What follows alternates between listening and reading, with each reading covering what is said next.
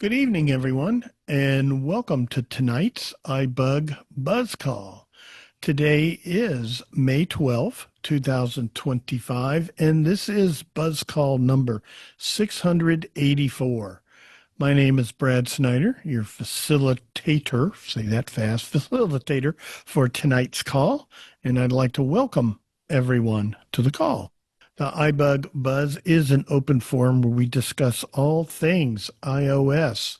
Includes hardware such as your iPhones, iPads, Apple Watches, Apple TV. We'll talk about apps for these devices. We'll talk about peripherals and headphones, keyboards, all kinds of things like that. But we do like to keep it all about iOS. We have other calls for other things. And as we all know, we don't do Windows.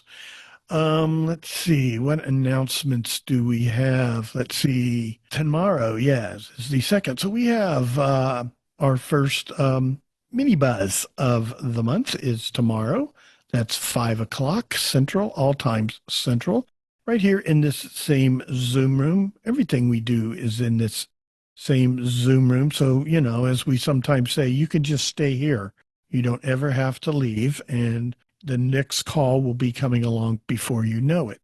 So that's this Tuesday night. Thursday is it's the third Thursday, I believe, by then, 15th. So that'll be Trekkie Talk on Thursday. I believe that gets started nowadays at 7 Central. Friday, we have the movie. Movie gets started at 8. We have pre-movie social time starting at 7:15. Stick around here at about the halfway point of this call. We will do the big reveal, and we will all find out together what this Friday's movie is. I don't think we have anything this weekend coming up. And then we did have a cafe this past weekend. So we're off this weekend. Coming up next weekend on the 24th is not only is it the iBug Apple Workshop, but it happens to be the iBug birthday. In May, every May, we celebrate the birthday of iBug. I believe it'll be number 14 this year. We do have a drawing going on for a tech shopping spree.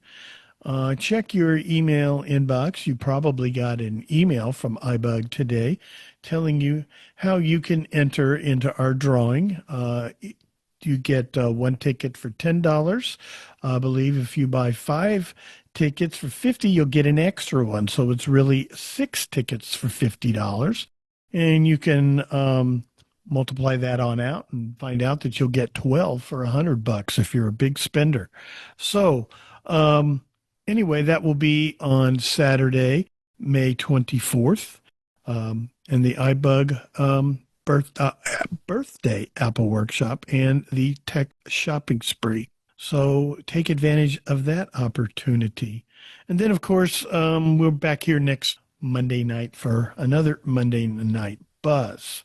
So I think I covered all those announcements. If I didn't, somebody I'm sure will correct me. Now let's go ahead and get this call going. We like to start these calls with go around the room, let everyone say hello, tell us your name, tell us where you're joining from, and if you are new to iBug or if this is your first time joining on this call, we would like to hear from you so we can greet you accordingly. So let me show you how it's done. We ask you to say your name like this. I go, my name is Brad, and I'm in Dallas, Texas. Pete, Jacksonville, Florida. Welcome, Pete. Kirby in Houston. Welcome. Cynthia Houston. I haven't been here for a while. Oh, well, welcome back. We're glad you're here. Thank you. It's a quiet crowd. Here. Hey, welcome. Okay, there's 30 of you in here. There's got to be some. I never Nobody knew it wants- was so quiet. Nobody wants to say hello? Oh, maybe we'll just start skipping this whole segment. I don't know. That wouldn't be fun, would it? Okay, I know I fix it so you guys can Hi, unmute. Brad. This is Jody from New You have Hampshire. We haven't been able to unmuted. unmute. And Yeah, I we just got haven't. muted now. there you go. It's Fix it Shazadi so from you Welland, Ontario. There, welcome. she should hear you. This is Marcia from Daytona Beach, and I could not unmute either. Not my Okay. phone pay Well, or with my pointer. okay. Well, good. This Everybody can okay, unmute now because this I thought I had fixed it so you guys could unmute. this This is is Angela in Ottawa. Okay, welcome. Just go for it. This Yeah. Go ahead. This is Ruthie Duderstadt in No, Tomball, Texas. that, Welcome. this is I've Valerie never in been Atlanta, Georgia. My second Welcome. time. supposed to yourself. Susan from Houston. Welcome. Gary and I'm Austin. I'm Jamie Catchings from Bozeman, Montana. Welcome. Is this your first time here? Yes. Well, we're glad you're here. How'd you find out about iBUG? We're just visiting, and my sister-in-law is showing me, but she doesn't really know about it either. So we're new. I'm Ruthie. He talked for me earlier from Tomball.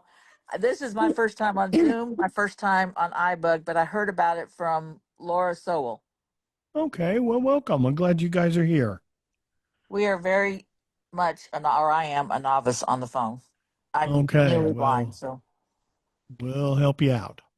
I don't really know how we got here, to be honest. Okay, well, you're here, and that's all that matters. Let's see. Who'd like to say hello next? Ned from Linda from Humble. Texas. Ned, welcome. And who else did I hear? Linda from Humble. Welcome, Linda. Dana from the great state of Ohio, Welcome, city Dana. Cincinnati. Paul in Welcome. Columbus.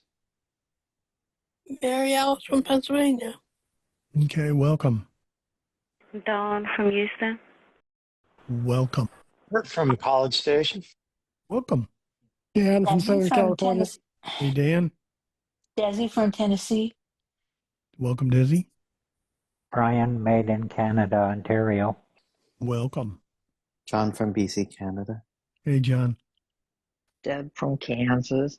Hey, Deb. I'm Brad. Ed from Georgetown. Welcome, Ed. Thank you. Rosetta Stone from Conyers, Georgia. Welcome. Thank you. Anybody else hadn't had a chance now that we finally got the unmuting figured out? Sonia in Houston. And welcome, Sandhya. All right. Is anybody else? Last call? If not, you guys will get another chance. We do this again at the halfway point. So just to remind everybody, we do not use raise hands in here. We asked you to state your name and then wait to be called on. As soon as try not to interrupt when someone else is speaking. I know sometimes that's difficult, but you get your name in there. I will call on you. I keep track of this stuff the best I can. So anyway, who would like to get us started? We usually like to ask one of our, somebody new on the call or somebody who is new to using their device. Yes. We also ask that we stay muted unless we're speaking. So anyway, who would like to get us started? This is Sean. Go ahead, John. You guys will probably cover this stuff on the 24th, but I just wanted to let people know that all of the Apple products have 0.5 OS updates today. Very nice. Thank you. So go out there. Well, not now because we're on the call, but update your devices accordingly. Always probably a good security update or two in there. So it's always good to stay up to date. Who'd like to go next? This is Paul. Go ahead, Paul. What are we expecting with this update besides security stuff? Anything particular? That's pretty much it. It's very minor. There's something in mail. I can't remember exactly what it is. I read an article about it this afternoon. I did the update on my phone. It was a pretty small update. A new category in mail. No, that's been there a while. There's a new category. This is Paul What, a again. new category? Yeah, an all male category. Of course, that might have been on Mac OS. I think I misspoke. I'm sorry. I think that's always been there. I don't know. I have to look No, again. there's a new category in one of them. Okay. And I've got those turned off, but Yeah, me too. there's something about categories. I read that. Anyway, go ahead. I heard somebody. Was me again, Paul. Yeah. Is it my imagination or has dictation gotten somewhat better in the last couple of smaller updates? It's a good question. I haven't noticed any changes. Anybody notice any changes This in is dictation? Shazadi here. Who is it? Shazadi. Go ahead. Yeah, it's true. I've noticed dictation too. Now, Okay. when you speak to it, it picks up less errors. So it's getting better. Yep. Yeah. Yes, I've noticed that too. I can misspeak and then correct myself, and when I see what it dictate, what I get, it's like it corrected my misspeak. So that's nice. This is Nice Ned. editing. Go ahead, Ned. Yes, when I was texting about the new Pope, it used the word pulp, P-U-L-P, instead of Pope. So I had to go back and change it to Pope. It knew what last Friday's movie was, I guess. So who knows? Yeah, that's dictation for you. Raheel? Yeah, Raheel. So the dictation, does that correct via autocorrect, or is that like usually turned off in setting? This is something different. This is Okay. dictation, understanding what you mean instead of what it heard you say. So Oh, unless okay. you're So it's talking not. about the Pope, apparently. No, I'm just saying. So it's not like autocorrect. So it No, doesn't that's like something understand what different. you mean. No, Okay, that's something gotcha. different. That's when Gotcha. you type. So the jury's out on dictation. Sometimes it's better, sometimes it's not. Who's got our next question? This is Ruthie. Jody. I didn't catch the name. I'll wait, Brad. Okay, who else did we have? Ruthie. Go ahead. I am learning all the phone stuff. I haven't been blind that long and didn't realize how little I know without seeing. How do you do the voiceover? I got the tutorial up once and then it disappeared because I guess I touched the wrong thing.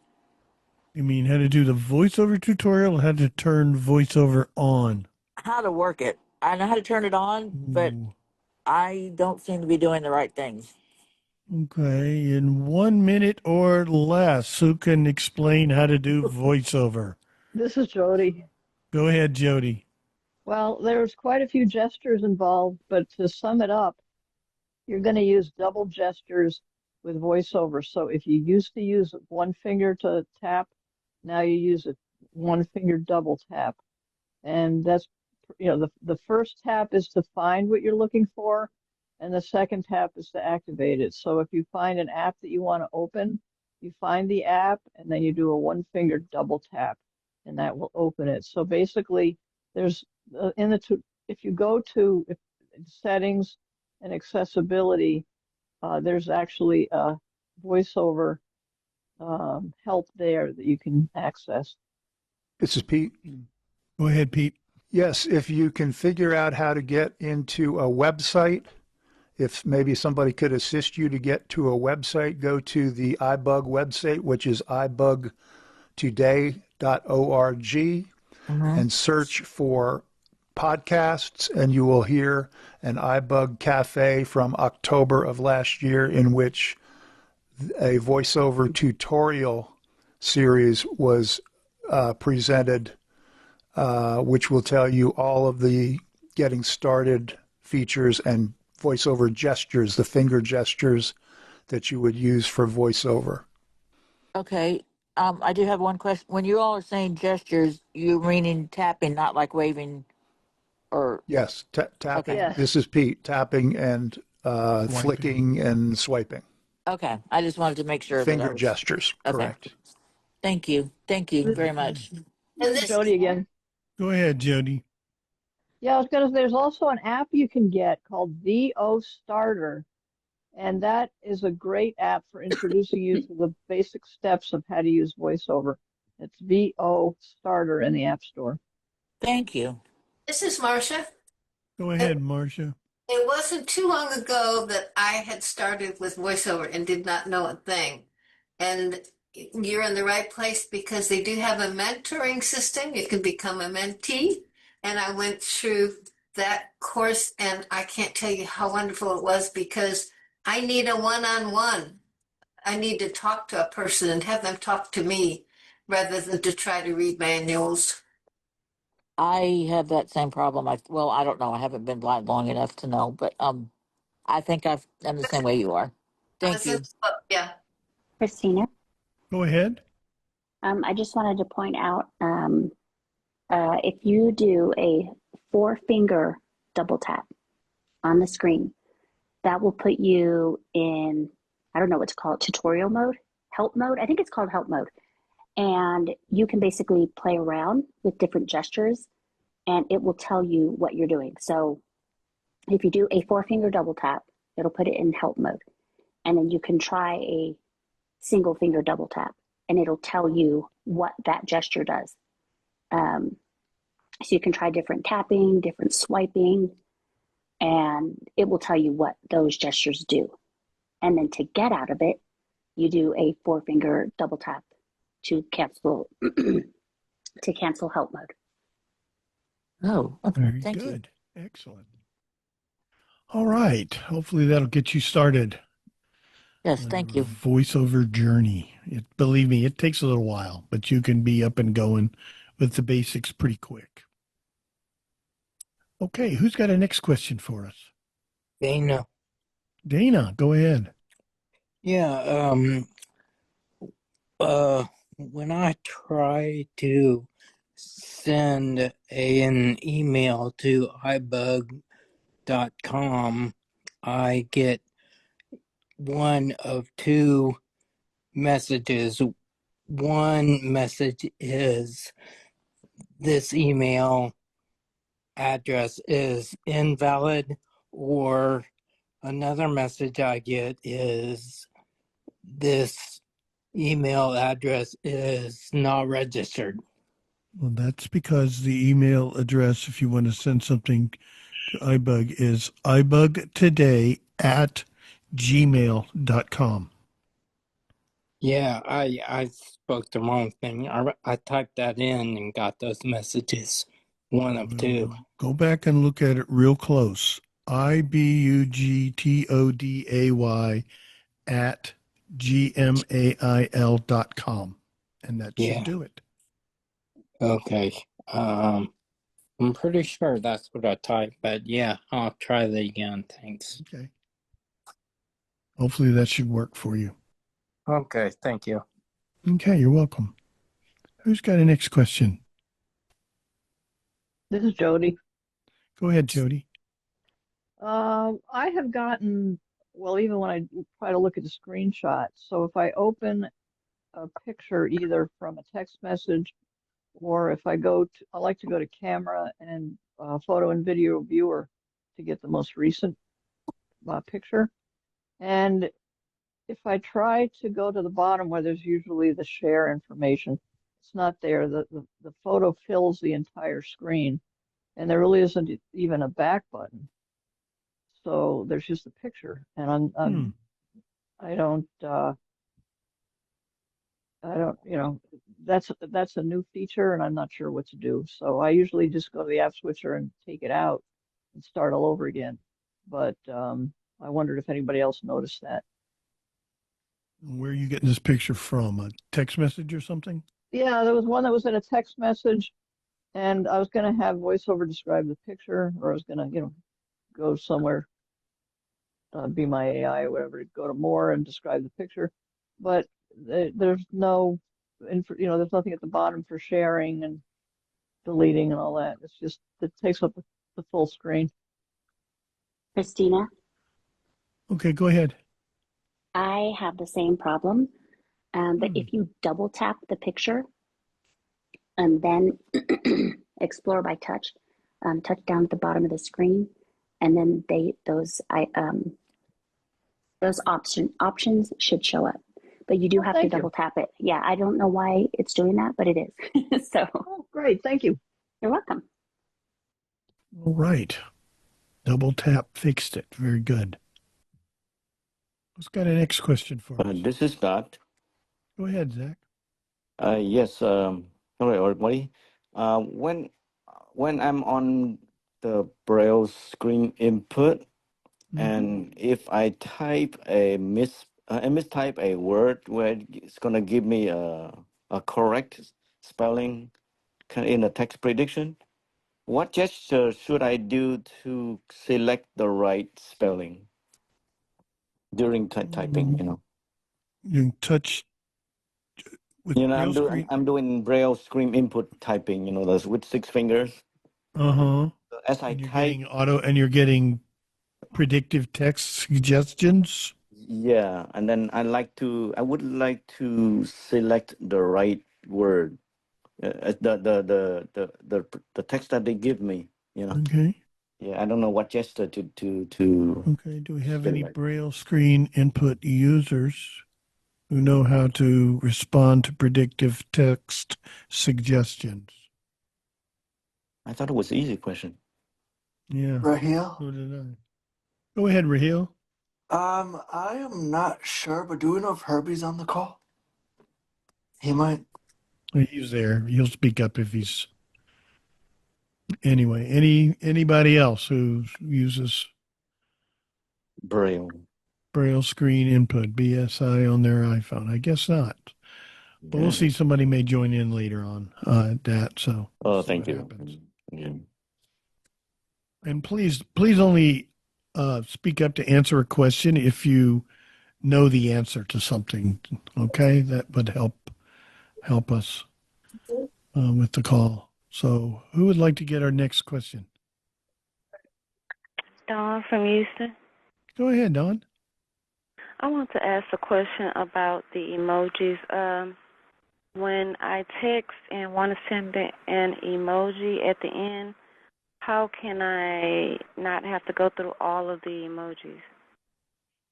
Is there a way? I noticed it said edit, yeah, but I was who wondering knows how if to, I could put a number there. okay, who knows how to quickly find emojis? That's one of my issues as well. This is Sonia. Go ahead, Sonia. Yes, we did a Byte segment a couple of weeks ago on that very topic, but like once you're in the emoji keyboard, basically there's a thing that says describe emoji. Then you type in what you want, and then it will insert it in there. Or the other thing you could do is create a shortcut. If you always use the same emoji, you can make a shortcut using text replacement, which we've also talked about, and then you'll be all set. All right. Hope that helps. Christina? Go ahead, Christina. To add to that, one other thing you can do is you can dictate the emoji. This is Herbie. Go ahead, The Herbie. number of the emoji or? Christina? Go ahead, Christina. The name of it. So you can say happy emoji. You have to say the word emoji though. Like in the describe emoji field. So let's say your whatever text field you're in, let's say you type what you want to say, and then you decide, hey, I want to add a smiling emoji on there. So you just do the 2-finger double tap to start dictation and then say happy emoji and then stop dictation. So after a while, you'll kind of figure out the different ones. Like you can say hugging emoji, heart emoji, so on and so forth. Thank you. All right, let's go to Herbie.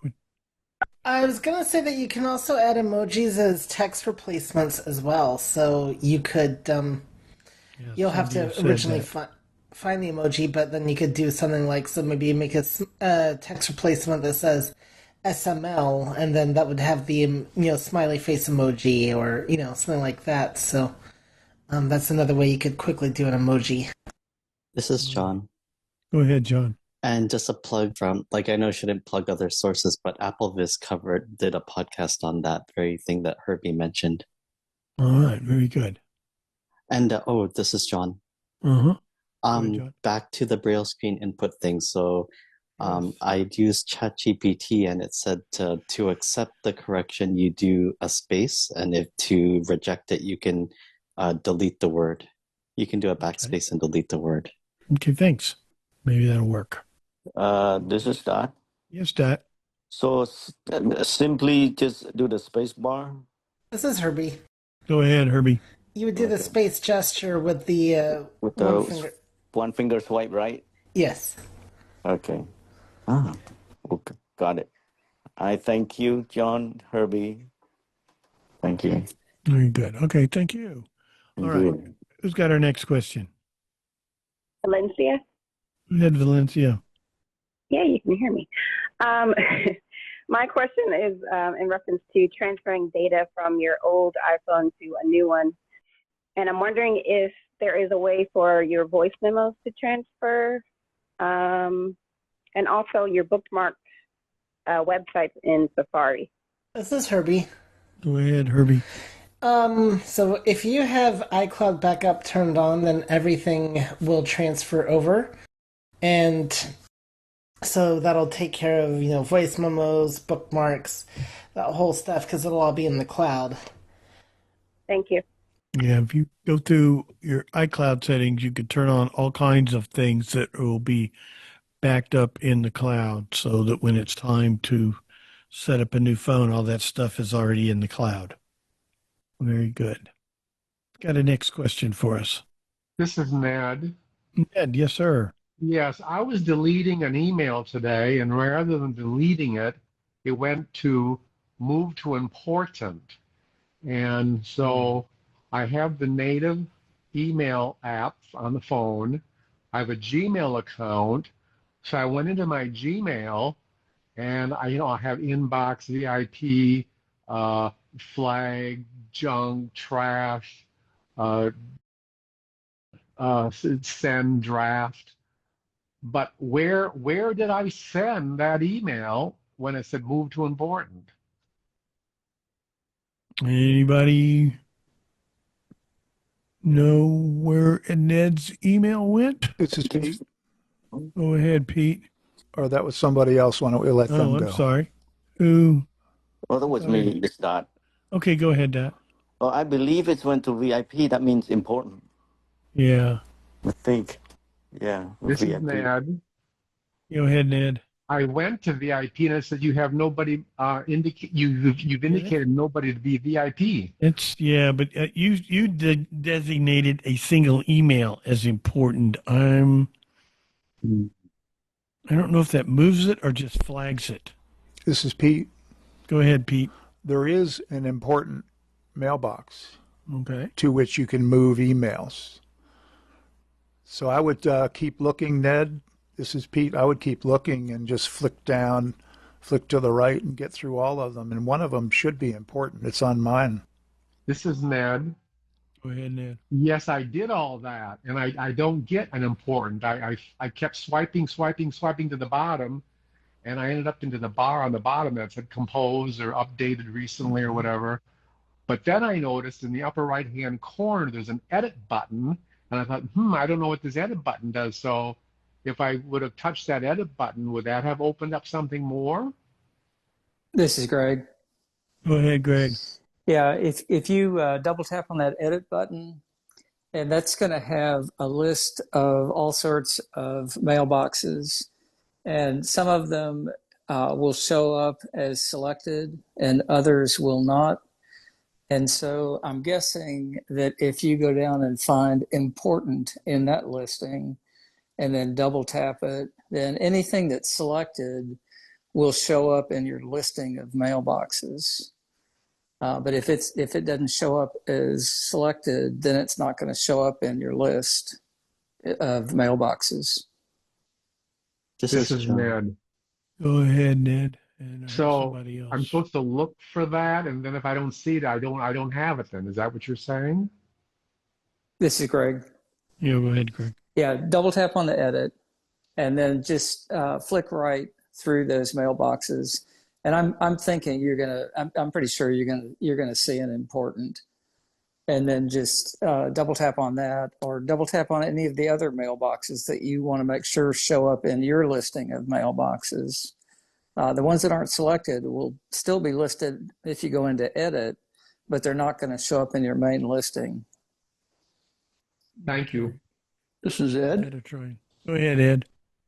He could also just do you could also just do a search using a keyword in the email.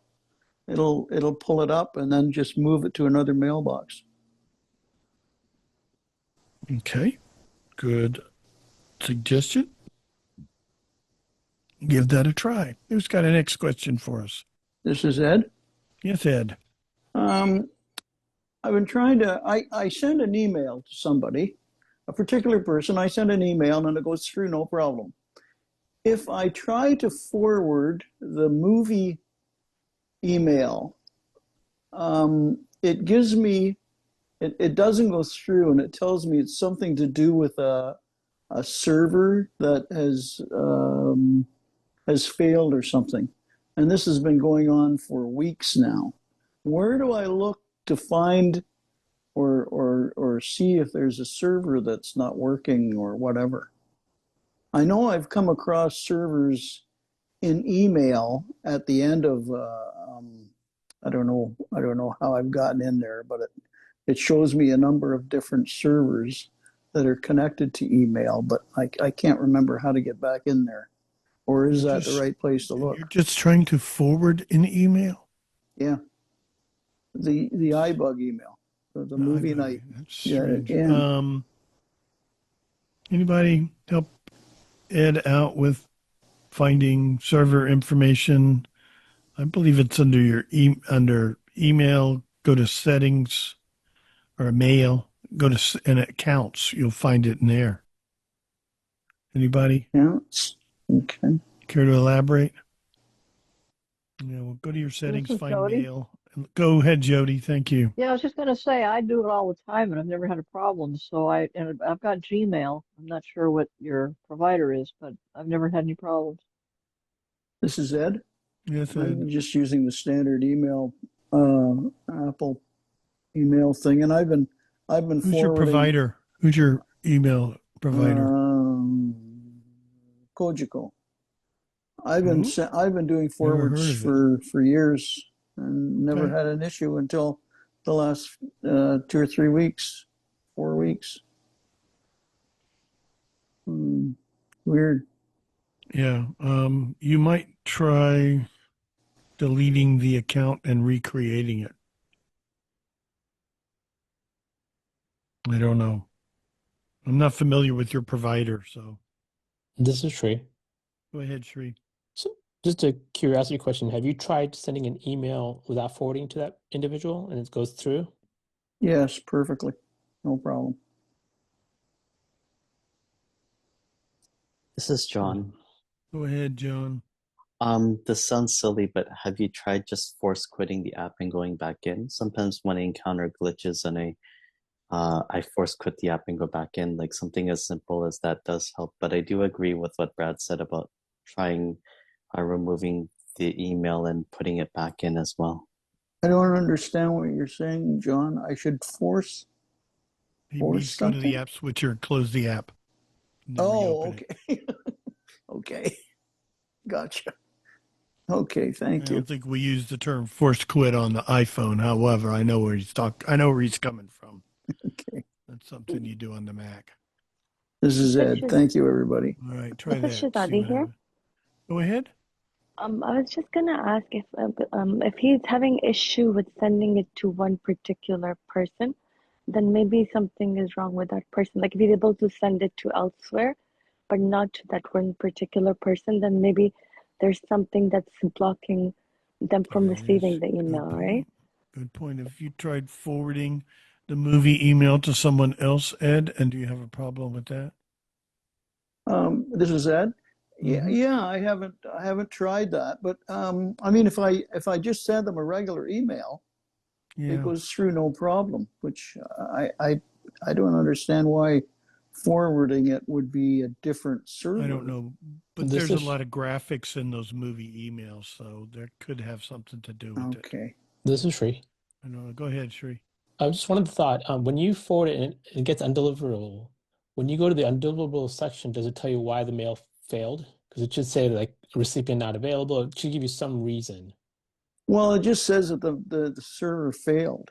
I forget what I mean. It gives you some sort of obscure description, but I don't understand that Right. stuff. If you So keep swiping right, there'll be one, it'll explain why it failed. Like typically it'll say the recipient not found. It'll give you some kind of a message. okay, this is Ed. Thank you. Okay, go ahead. Okay, who's got a next question for us? This is Greg. Go ahead, Greg.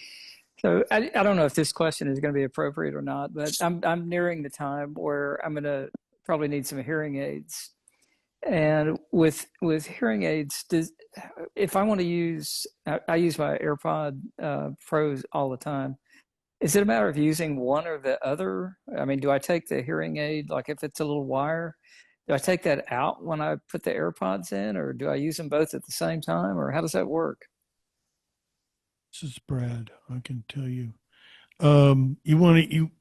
You're looking at getting hearing aids, and then what do you do about using an AirPod? You're going to have to, if you, well, my hearing aids connect with my iPhone, and I can hear everything on the iPhone through the hearing aid. Of course, it doesn't sound as good as the AirPods, but if I want to use AirPods, I have to turn my hearing aids off because they are paired with the iPhone, and they take priority. But if you don't have hearing aids that pair with your iPhone, yes, you're going to have to pull that little wire out because you're not going to be able to get like AirPods Pro with the little silicone tip in your ear if you've got a hearing aid. The little wire and it's not just a little wire, there's like a little round thing on the end, and it's got a little cover on it so that it goes in your ear and fills the canal. You cannot wear a hearing aid and use any model AirPod with the hearing aid in your ear. It's Robert. Go ahead, Robert. Yeah, I've gone through the hearing aid purchasing process during the last year, and it was very important to me to get hearing aids that were iPhone compatible or iOS made for iPhone, they MFI. Yep. call it. MFI. MFI. And I ended up with some hearing aids made by Resound That's called what the I have. Resound Nexia. And they are very iPhone compatible. You can pair them with the phone, and as Brad said, hear everything coming through the hearing aids. And it works well enough for me that if I have the hearing aids in, I don't mind using voiceover with them or taking a phone call with them or whatever. So that's something to consider, because I hear so many people on the blind hearing aid list talking about how they wish their hearing aids work better with their phones, and people have a lot of trouble with it. But if you make sure you get something that was designed specifically made for iPhone, hopefully you'll have a lot better success with it. At least that's been my experience. This is John. Go ahead, John. So one more thing that Jonathan Mosen pointed out was that you want to make sure that the app is both accessible with VoiceOver and user-friendly, because some apps may be accessible but not user-friendly and vice versa. And just a little plug for iBUG, that a while back, I believe there was an iBUG cafe that someone did a whole demonstration of the use of the setup of the AirPods Pro 2 and the use of the hearing aid function and the hearing aid test. So you may want to check that out as far as the AirPods are concerned, because the AirPods are said to support low to moderate hearing loss. It's Robert. Right. Robert, go ahead. Yeah, I just wanted to make an addendum to what John said. The Resound app isn't all that accessible, but the made for iPhone situation means that you can control the hearing aids through the regular control center that from Apple, which of course is fully accessible. Yeah, this is Brad. I'll second that. That Resound app has issues, but once I get it set up, I never have to touch that app. And I've learned I don't even have to use that app actually because I set my hearing aids up with my iPhone through accessibility. Some hearing aids, you pair them like a regular Bluetooth device. Others, you go through accessibility. But I believe I have to have that Resound app. I've had them now for 4 or 5 years. You probably have a newer model than I have, but they're very good. And I'm able to control the volume that the hearing aid uses, that's the volume of what is around me that the hearing aid pick up, is independent from the volume. I can turn my iPhone up or down independently of that. It's really very nice. There's a number of brands. I think I had either Phonak or Resound to choose from, and for whatever reason, I didn't know the difference. I chose Resound, and I've been very happy with them. This is Ned. Go ahead, Ned. Yes, the app I use for my hearing aids is called Companion, and it is accessible. I'm very pleased with it. What brand are your hearing aids? Oticon. Oticon, yep. I don't think my hearing audiology people, they did Phonak or Resound is what they did. So Oticon's another big name. Yeah, this is Greg. Go ahead, Greg. Do you have to be within a certain number of feet? Like if I leave my phone in the kitchen, do I need? It's like any Bluetooth device. Okay, great. Thank you. Keep your phone with you. Yeah, thank you. This is Sri. Go ahead, Sri. Just a curiosity question. So if you have hearing aids, if you had an AirPod Max, can you put that over your hearing aid? Yes, but you'll hear everything twice, a split second apart. I see. I don't recommend it. If you're using something like AirPod Max, hearing, then I would just turn the hearing aids off and put them in my pocket. Been there, tried that. Anyway, anybody got another question? Next question for us. Valencia. Go ahead, Valencia. Okay, mine is quickly. I'm wondering if y'all have done it'd probably be a cafe program for how to log into Zoom via the app on the iPhone. Maybe. Shri, we done a This is Shri. cafe? Go ahead. We did one a while back, and obviously Zoom has changed a lot, so we haven't done one recently, but we did do one sometime back. Okay, thank you. I'm asking because I'm helping people here in my home state, and I'd like them to diversify how they Zoom into meetings and such. So thank you. Okay. And next question. Rosetta Stone. Go ahead, Rosetta. I want to know, how do I label a picture in photos so that I can find it again? Is it only caption, or can I really give it a name? This is Shri. Go ahead, Shri. Thank you. I put a Facebook post on step-by-step how to label a photo. Uh-huh. So if you might want to check our iBUG Today Facebook page, I put the direction in there. Thank you. I've never used the iBUG Today Facebook page, so I don't know. I just go to the link off the website to get there? You can just search on iBUG Today on the Facebook page. It'll take you there. Okay. Thank you, Shri. And if you don't find it, then let us know and I can repost it. Okay. Thank you. Mm-hmm. Okay, who's got our next question? This is Ruthie. Go ahead. Could you repeat the app that somebody said for voiceover, the VO something app? VO Starter. Thank you. I couldn't remember that word. And you can find it in the App Store. It's a free app. Okay. Thank you. Looking for it. Thank you. We were looking for it. I couldn't remember that word. Okay. Thank you so much. This is Shazadi here. Go ahead. Just to the last question about the photos, in regards to like the caption label, would it be the same if you go to the edit section and where you can describe the image and you can put more things about it, so that way you know what it is and it will read it to you? Would that be the same thing? Would that help? This is like Shri. you're able. Yeah, go ahead, Shri. Go ahead, Shri. So what I put directions for is actually labeling a picture in the sense, and maybe I should have clarified this, is like, for example, my wife. So any picture that has my wife will always have her name on it. Oh, it recognizes your wife. Mm-hmm. Okay. And that's in the Photos app. Yeah, there's a settings in the photo that you can go and assign a name to an individual, and then it'll recognize that individual in all the photos in the photo library. This is Sandhya. Go ahead, Sandhya. I think her question is her question how to label a person or the picture as a whole? I thought she was asking how to label the picture as a whole. Like, if you just want to know this is a beach or something, that's a different, it's not talking about labeling a person.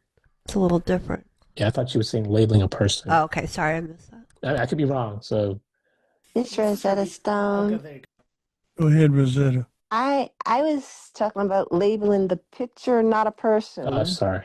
Yeah, that's okay, Shri. So this is Sandhya. Go ahead, Sandhya. So you would, you're going to look for you got to kind of swipe around, once you're in the picture, and then find the caption. That's what you want to look for, and then put whatever you want. I don't remember if there's a word limit, but you can do that, and then you're good to go. Thank you, Sandhya.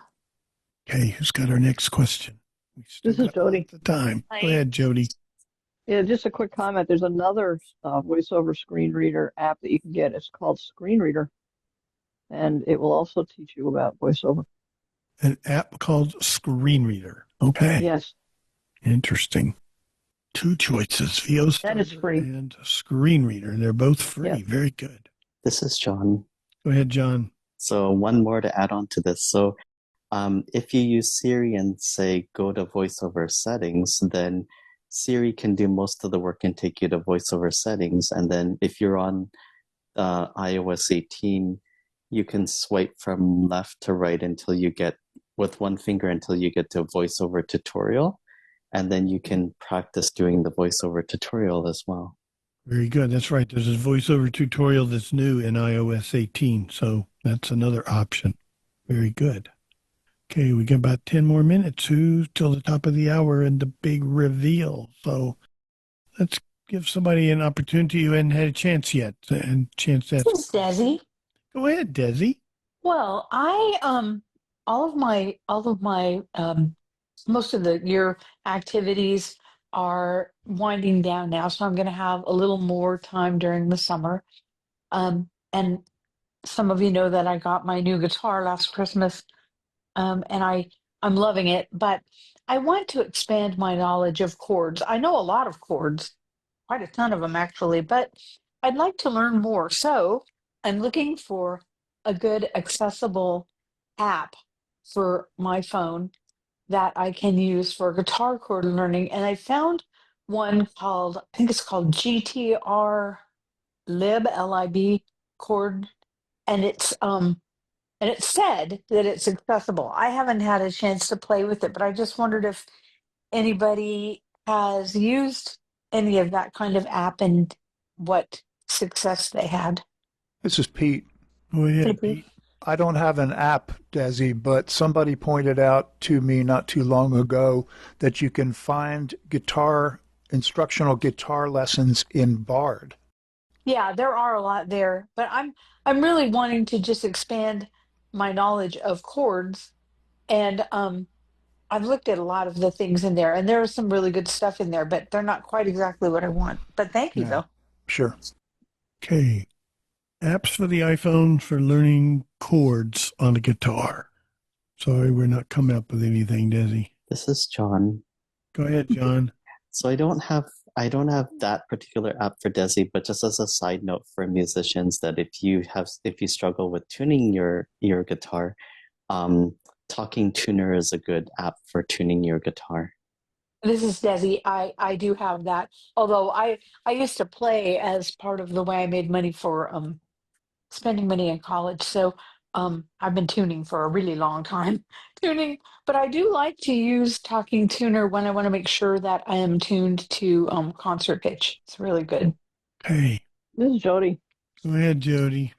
Yeah, I haven't used it in a while, but there's two apps. One is called Chords, and the other is called Guitar Chords, and you can look things up there too. And you can also tune your guitar using the unmentionable assistant that you have in your house. This is Marcia. Go ahead, Marcia.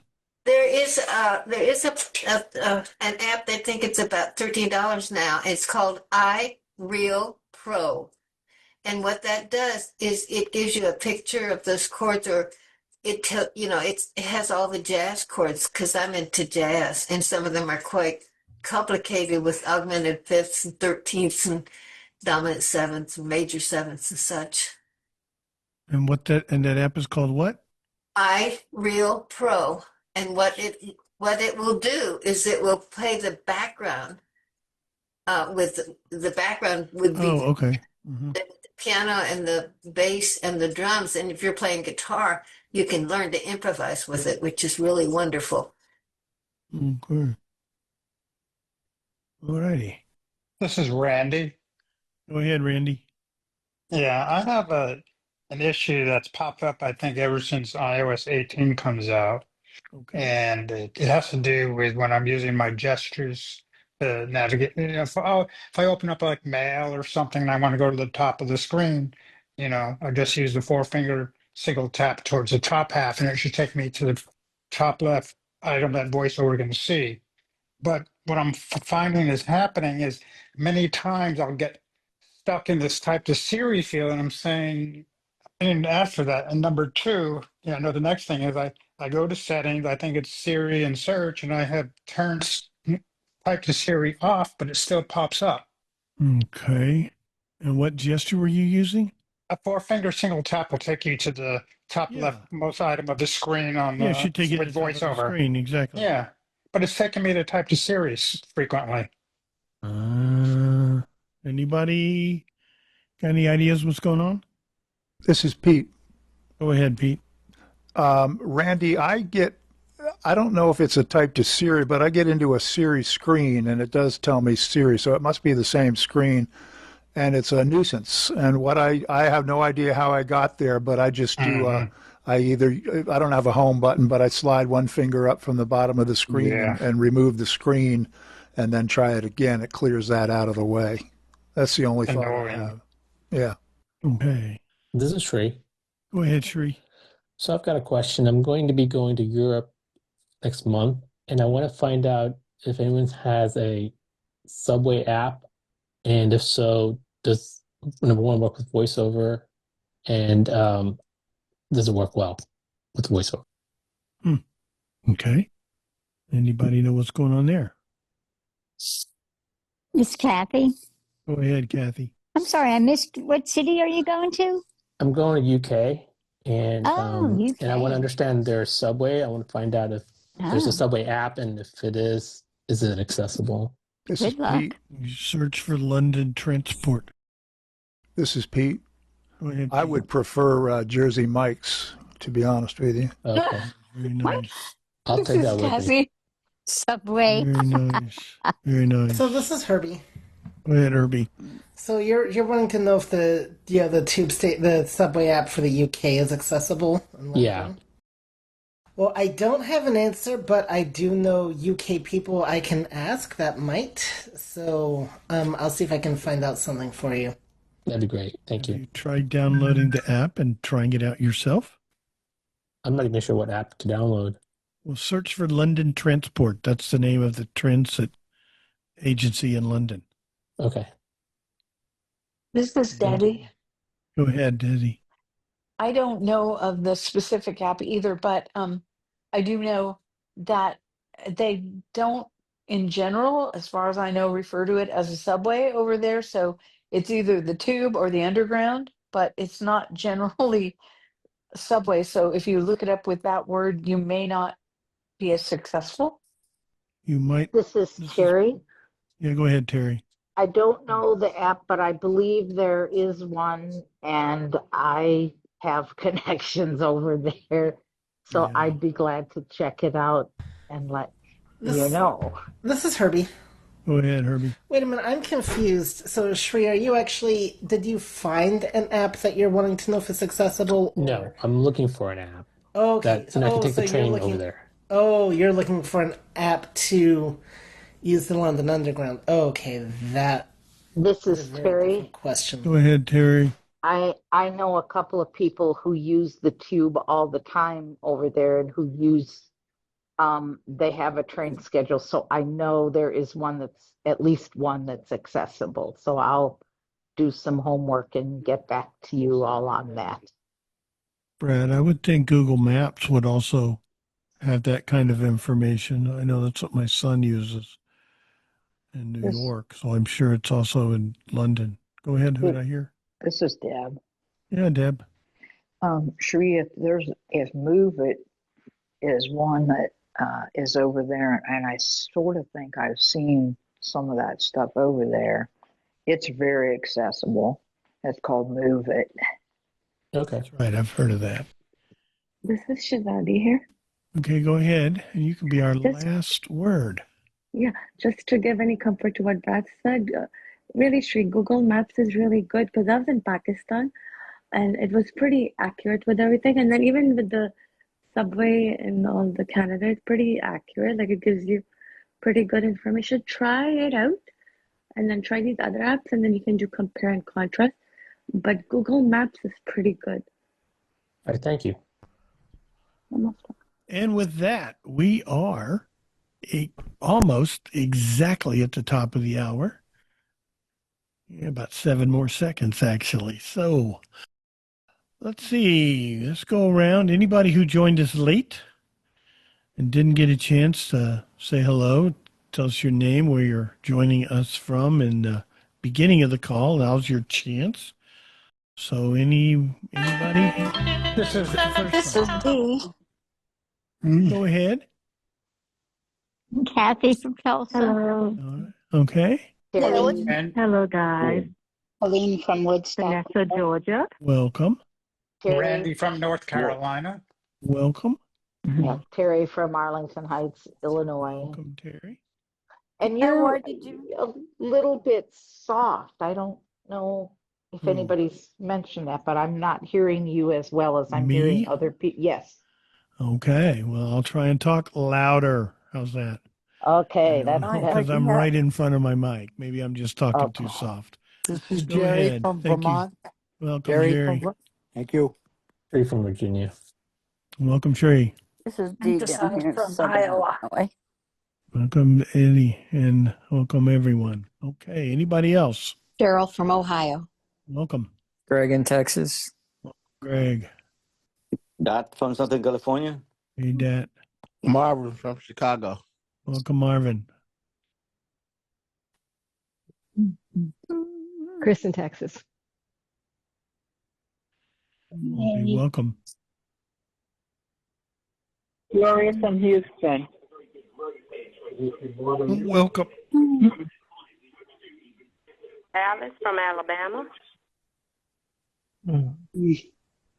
Welcome. Sorry, little something went down the wrong way. That's why I have some water here. Anyhow, I will recover. Okay, anybody else? Okay, well, now it's time for what I believe we're all really here for. Those crazy movie clues and the big reveal. Let's see. Is the iBUG guy out there this week? Is it the real iBUG guy?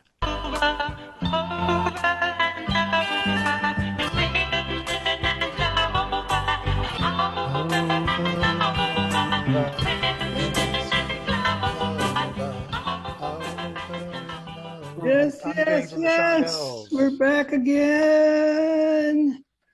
Brad's not talking too good, but anyway, he introduced me properly. And yes, we are going to do some great clues for you again this week to figure out what the movie is going to be. So with that, wait. We've got another fun factoid. And I heard Shri talking about it taking a trip over the pond, but I want to see if anybody knows what's the longest passenger flight, currently the longest nonstop passenger flight available. Any clues, any guesses? Just shout it out. New York, Australia. Close. Anybody else? US to India. New York's still right. The other end is not right. How about Singapore? New York to Singapore. JFK, New York to Singapore. And Singapore Airlines flies that nonstop. That is 9,537 miles. Or for those of you that are metrically inclined, 15,349 kilometers. And that's a flight duration of 18 hours and 50 minutes. Almost 19 hours sitting on your butt or whatever you want to do, flying over the ocean. Wait, Actually, what was the total hours? Great circle. Pretty long flight. Several people. Sorry, Mike, what was the total hours? 18 hours. 18, 1-8. Make sure you bring Bart with you. Well, I flew. Take lots of books, lots of other things there. I flew from Jersey to Chennai. That was 18 hours. Good thing I'm not going there anytime soon. Move along. What about Hawaii to Australia? That's not quite as far. Speaking of Australia, there is a flight from Auckland to Doha,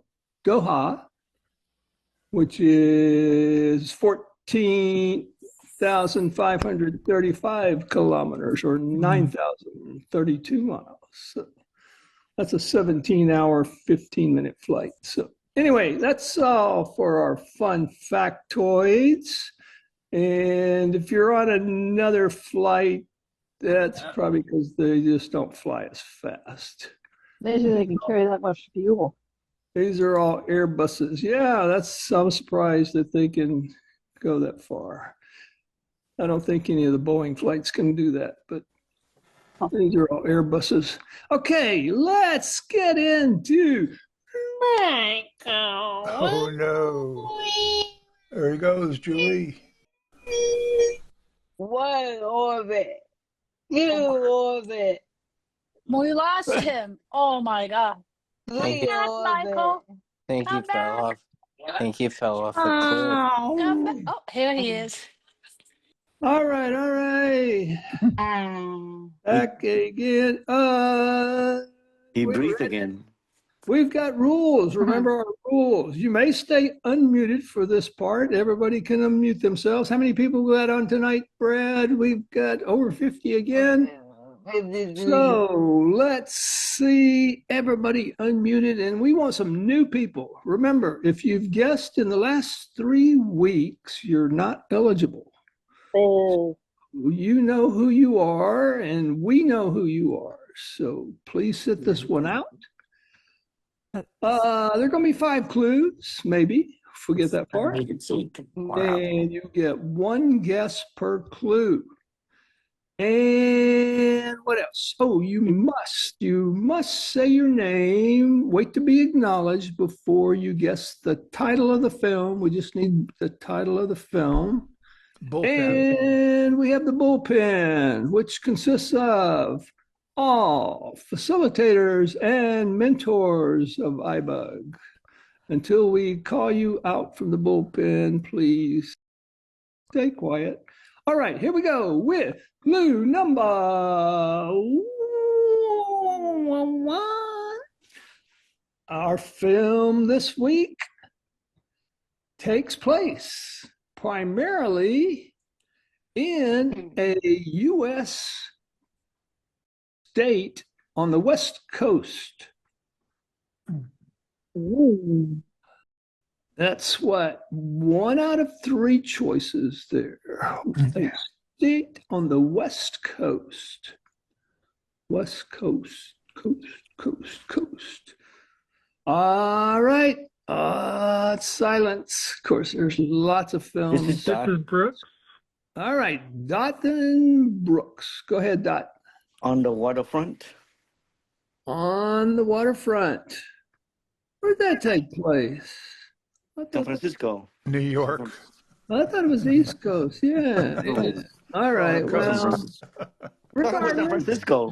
regardless, it's not even. Actually, we've seen that movie. Yeah.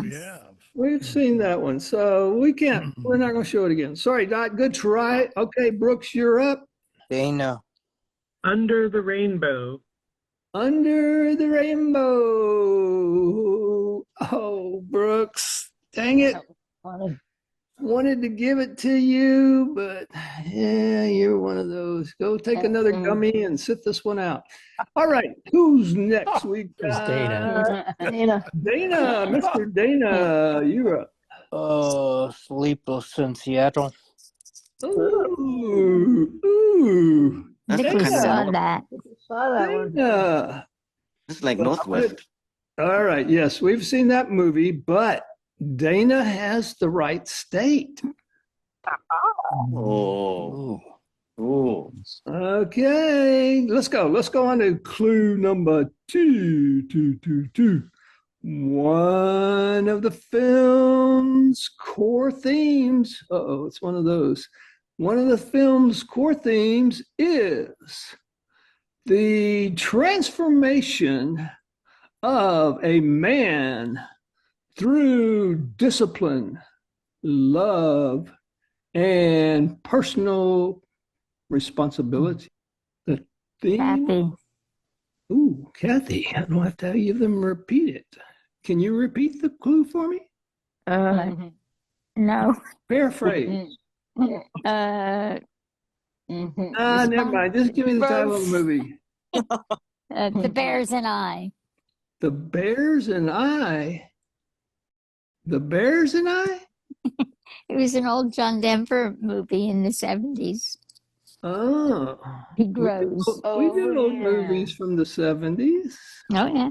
That took place in Washington? And I don't know, somewhere with bears. Are there bears in Washington? Yes. All right. Only know The bears in Washington. Definitely. There are lots of them. Whoa. It could have been anywhere, really.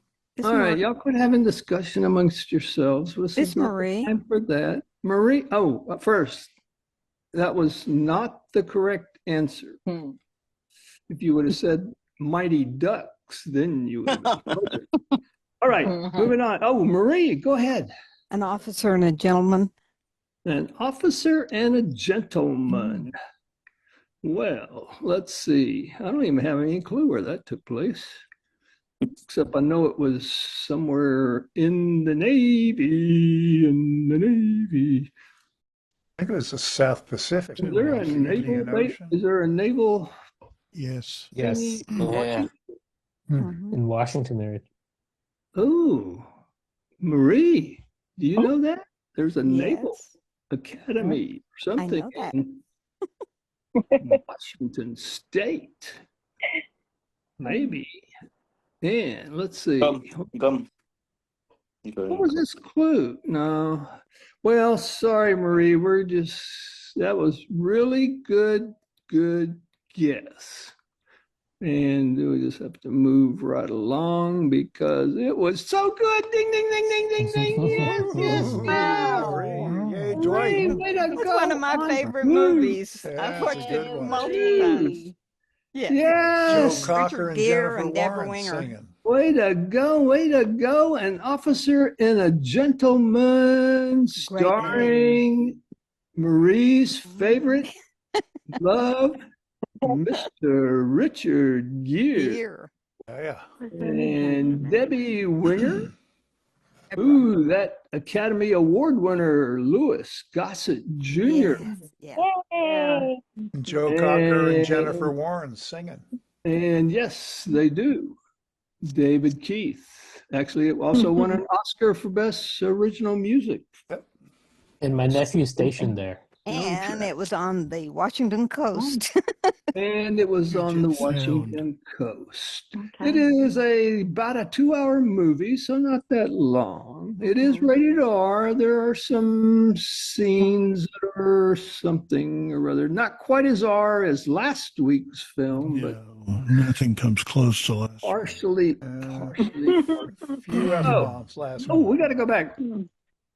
And let's see, what do we have for our winner tonight? Oh, Marie, get your riding boots out and get that leather jacket because we've got an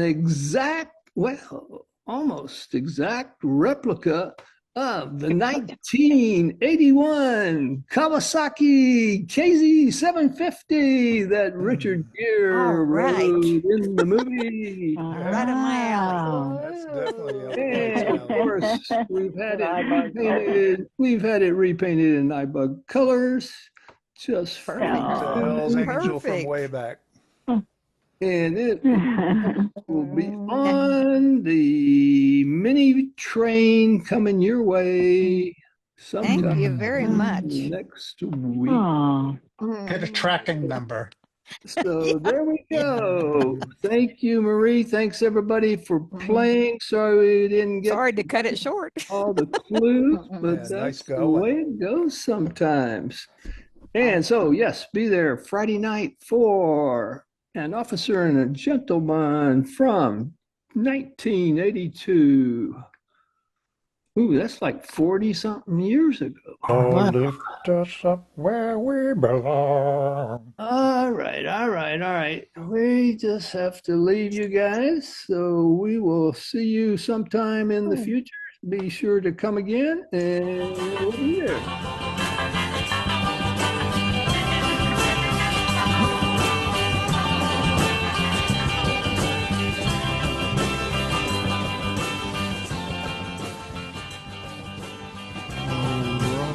And there he goes. Now it's time for the Buzz Bite segment. So, without further delay, let's play the little recording and see what we got. A topic that seems to come up frequently on the Buzz Call is how to change or correct a label for a contact on your iPhone. I know we've probably talked about this a couple of times in the past. It always bears repeating, so let's take a look at it. I have a contact I've just created on my iPhone, and it is labeled mobile. Let's listen to it. Text field is editing. 832 mobile button. I don't want it to be labeled mobile. I want it to be labeled iPhone. So with my focus on the label, I'm going to do a one finger double tap, and it will open up a menu of choices. So let's take a look at it. Cancel button. There, I did the one finger double tap. Cancel. I'm up at the top of the list. Label, heading, edit button. Search field, dictate button. Selected, mobile. Okay, let's see what my other choices. I'm looking for iPhone. Home, work, school, iPhone. And there it is. Now I'm going to do a one finger double tap and select it. iPhone. Text field is editing. 832 iPhone button. So now it is Actions labeled available. iPhone. Okay, let's see. I've got another phone number here. Text field, clear text button. Remove. Other. 713. There's the phone number. Other. It is labeled Actions other. available. Well, I'd like to change this one. Let's see what my other choices could be. Cancel button. I'm back in that menu of choices. Label, heading, edit button. Search field, dictate button. Mobile, home, work, school, iPhone, Apple Watch, main, home fax, pager, selected, other. Other. There's a number of choices here. Let's see what we can find. Add custom label, service, office, business, office. Let's do Actions available. office, okay? Office. So now I have labeled it. Office button. Text field is editing. 713. Now I've got an email address here, and I don't think I like how it's labeled. Clear text. Add phone. Remove. Action. Home button. iBugtoday@gmail.com. Text field. It's labeled home. Actions available. Well, that's not an appropriate name for an email address, I don't think. Home. Action. Cancel button. Here we are. We're in the list. Work. School. iCloud. Other. Add custom label. Office. Business. Help. Personal email. Email. What Actions if I available. want to name it Actions company available. email? I don't see that on the list. Let's go back up here to where it said custom label. Email. Personal email. Help. Business. Office. Add custom label. Add custom label. So I'm going to do a one finger double tap on this. I now have a keyboard. There's an edit field on here somewhere. Dictate. I'm going to dictate rather than type it all out. Let's call it company email. Okay? Company email. Inserted other. Done. Button. So I'm going to hit done Text because I field. heard it say inserted. iBugtoday@gmail.com. Company email. There it is. My Actions label available. has been created. So there it is. Pretty simple. Give it a try yourself and see how it works for you. And I hope you found this demonstration helpful. All right. Let's go ahead and let you guys unmute. And if you have questions about this demo, only this demo. This is Herbie. Questions. If you got questions about something else, we'll do it. Okay, This is go ahead, Innie. Herbie. Okay, hang on. I heard Herbie. Marty. Hang on. I heard Herbie first. I was just gonna say real quick, so like the volume of your demo was perfect, but your speaking volume is like 50% Am I? lower. So Okay. All right. I don't know what I can otherwise do it was about very it good, except talk but it loud. was a very Thank you, good demo. Herbie. Anyway, All right. that's my feedbacks. Anybody? Okay, let's go with questions about the demo. And now you're This starting. is Innie. Okay, hang on. You got to start over because we're talking all at once. I didn't catch any of the name. You guys start over. This is Innie. Okay, Annie, go ahead. Okay. So I done it, I had somebody in mobile and I changed it to iPhone, and then when I get out it goes back to mobile, and that sometimes happen and I don't know why. Did you hit the done button in the corner? I was going to say I did not do that Yes. in my demo. Oh yeah. Okay, Yeah, well, I of don't course know. It whenever I should do change. stick. I don't know. But that should be Even what does it. yeah, sometimes I think, maybe that phone does not, that person doesn't have an iPhone. It's just a, It shouldn't matter. These This is labels, Herbie. it doesn't matter what you really have. It's just a label. So you could call it whatever you want to call it. And it's just a label. yeah, I don't know why sometimes it doesn't, not all the time, but sometimes it doesn't take, and it's only in the mobile and iPhone. Interesting. Okay. This is Herbie. Go ahead, Herbie. Yeah, I've actually seen this problem too. I think it definitely used to be a lot more common with contacts that I'd imported from Facebook, but yeah, sometimes it's like it doesn't want to change over even though you've hit the done button, and I have no idea why, but I have definitely seen that issue. Well, I just thought of something. Is the contact in your iCloud contacts? It's possible that it could be in some other contact. Like I still have, I don't know, 30 or so contacts that are actually in Google contacts. So Yeah, this is that might be Herbie. what it is. And they may not allow it to be called iPhone. So This is Marty. go ahead, Marty. When you were going on changing the phone eye contacts, like from mobile to iPhone, I noticed cancel was the first thing. There was an edit. Do you have to click on that edit before you can? Oh, No, okay. that edit button will allow you to remove things that are on the list, I assume. Okay. To edit the items in that list. Of course, there's add custom label. You can do that, Right. and it's in there. That did not require me to hit the edit button, but I would believe that edit button is to let you delete some things from that, or perhaps rearrange things on that list. I've not used that edit button before. Thanks. And it started out with cancel because when I open the list, it puts me up in the upper left corner of the screen. Right, I get that. Thank you. This is Trey. Go ahead, Trey. Yeah, I also had the same problem that Annie described, and the only way I could fix it was delete the contact and re-enter it to fix it. Yeah, that tells me it's not in your iCloud contacts. It's somewhere else. And your iCloud contacts are probably set up when you enter a contact, it goes into iCloud, and that's your default. You could have something else that's in another account. This is Innie. Go ahead, Annie. So did Cherie just said that delete that contact and start over? Yeah. When not? Okay. Thank you. That way you know it's in iCloud. That's what I suspected. It's not in iCloud for some reason. Thank you. Okay. Who'd like to get a question? Anybody else? This is Trey. Go ahead, Trey. Yeah, I'm not sure what Herbie was saying about your audio. I thought you sounded fine. I heard everything you said. He means my voice right now. He said the recording was fine, but me right now. You sound fine right now to me. Okay, good. Thank you. Thank you very much. Because I don't know what I could do. Everything, I checked it this afternoon after I changed things, and everything's at 100%, so I don't know. Anybody else got a question about this, or do we want to go back to regular questions? This is Innie. Go ahead, Annie. I think that comment from Herbie, it was when the recording you had, it was quite loud. but this is normal. It's just that Okay, thank recording you. was quite louder. Okay. Okay, thank you. Thank you. Okay. Well then, Oh, we're this is done with Sri. Go ahead, Sri. So that custom one that you created, is that going to be available moving forward, or it's only on Yeah, that it's in the content? list. It'll be in the list. Okay, thank you. And that's what I did. You notice I had in there email and personal email. I created personal email, I believe. I created some of those, pretty much all of those below that line that said create custom label are ones that I created. So I just was looking for an excuse to create one. Okay, thank you. This is good. Shazadi here.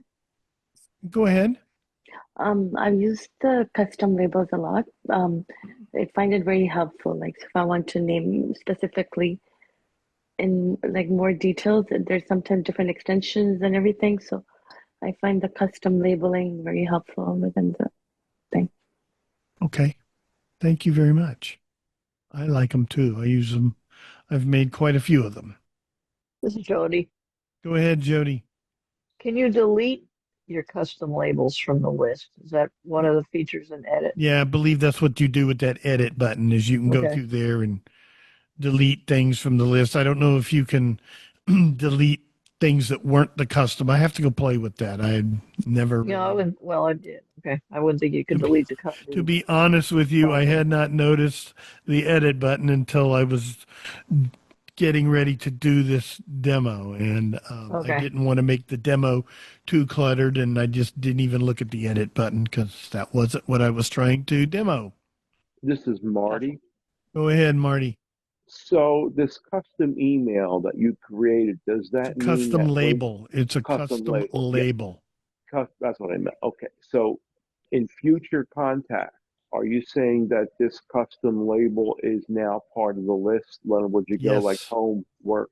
Oh, okay. Yes, it is in the list. Okay. And all of those that are below that line where it said create custom label, all of those are custom labels that I created. Okay. At one time or another. Anybody else? This is Sri. Go ahead, Sri. I got a silly question. Under the wire. Under the wire. Does it only accept letters and numbers? Can you do like since you have the keyboard, can you do emojis and stuff? Or? Never tried. Okay. You might be able to, I would think, if it's on your keyboard. You would think so. But I've never, I would assume the emoji keyboard is available anytime my on-screen keyboard comes up. This is Randy. Go ahead, Randy. That might be available, but I'm thinking it may not be efficient to put an emoji in there because let's say you have multiple phone numbers for the same person. You want to say, call Michael office or call Michael iPhone. I agree. How would you say call Michael happy face, Exactly. That's why I've never even thought about it. So this is Sri. Go ahead, Sri. So like, for example, my wife has multiple numbers. If I say call my wife, it'll list all the numbers for me. And then I say call number 2 or call number 3. This is Randy. I guess you could. Go ahead, Randy. I think it's best to call it what number it is. Is it your wife's home, wife's office, so on and so on? Yeah. I've never put a number. I've always put a label. That's why I've made some customs. Like I have like somebody's direct number, like at their office, there's one office number, their main number where receptionist answers. Direct rings the number on their desk. So I created one called direct, I created personal email. I think it had email. But, this is true. I just want to clarify. When I call my wife, Siri starts listing the numbers to me. I understand. Okay. But you could say, call, my wife's iPhone, call my wife office, call my wife direct. If she's got a number that you've labeled direct. If you put those labels in there, you can just say, call, like my wife's name is Kathy, call Kathy's office, call Kathy direct, and it will call that number. If I just say call Kathy, which number? And then it'll start listing the numbers that I have for her. But if you call and use one of these labels, it will call that number. This is Herbie. Go ahead, Herbie. All right, I just looked, and yes, you can do emojis in that labeling area. So Very nice. yeah, so Very if you nice. want to have a happy face next to Michael's name, and or and one of it has a custom label, then go right ahead. It'll let you. Very nice. You can put an emoji of an iPhone next to somebody's iPhone, and maybe it'll understand that. I don't know. You're welcome to try this out and see how it goes. And I will also say, Sue, I don't know why Siri wouldn't understand the context of the label because they're labeled for us on the screen anyway, so I don't know why Siri wouldn't understand, like the first thing that came up was like a Star of David, for instance, so I don't know why I couldn't say, call Brad Star of David, and it would not, I don't see why it wouldn't understand me. Of course, who knows Siri in its serious ways. It can never understand Metrolift, and I have no idea why, but that's a whole other complaint. Exactly. All right. Last call. And let's go back to Innie. Okay, Innie. Okay, I just want to ask you something. I do understand about change the numbers and the custom, and I really like that too. I have like main, personal, just like what you said, second line. But I did not, you saying we can also, like if it's an email, I just put email, but you said we can also put emails, because I heard you say business. If you go in contacts, there's all kinds of things you can put in there. You can put in phone numbers, and you'll see a thing like it may have one, but it can have more phone numbers. It'll say add phone number. You tap on it, and it creates another field for a phone number, and it's just going to give it some label like other or home. When I did that little example, I created in the first one, it called mobile, and that's the one I changed to iPhone. When I went ahead and created another one, it called it home. So called the first one mobile and the second one home. And I use those for my two examples. If you swipe on down, then there's another field. It says add email, and you tap on it, it'll open up an email field. Now, if you don't tap on it and you just add the phone numbers and hit done, you're not going to see an email field because you have to be in edit, and then you can add fields. And there's a number of them in there. You can add a mailing address and label it accordingly. But, if you don't click on add address, then that field will not show up after you hit done. Yeah. I got all of that. I know I can do all that for the phone number, but I did not know also you can use the custom label for the email. Like you said, you can give it a custom like business email. I thought I just put email. Right. Well, you add phone. You can add phone numbers, and then you can add emails. You can also add a web URL if you want to. There's a bunch of stuff you can add, and you can add an email. Then there'll be an opportunity to add another email. It just say add email, and you tap on it, and another field will open up. And the difference is if you say phone number, it's going to give you a keypad to enter the numbers. But when I said email, it gives me the regular typing keypad, and then it knows it's for email because down there next to the space bar, you will find an @ sign and a period, things that will help you type an email address faster, easier, more conveniently, whatever you want to call it. Okay. Thank you. Go ahead. Who did I hear? Vanessa. Okay, Vanessa. Hi. So my question is, I have received the email, and in that email, it has a address linking to a Zoom meeting, and this is a repeated Zoom address that I'm going to use all the time. So how do I make that, I guess, like one of the...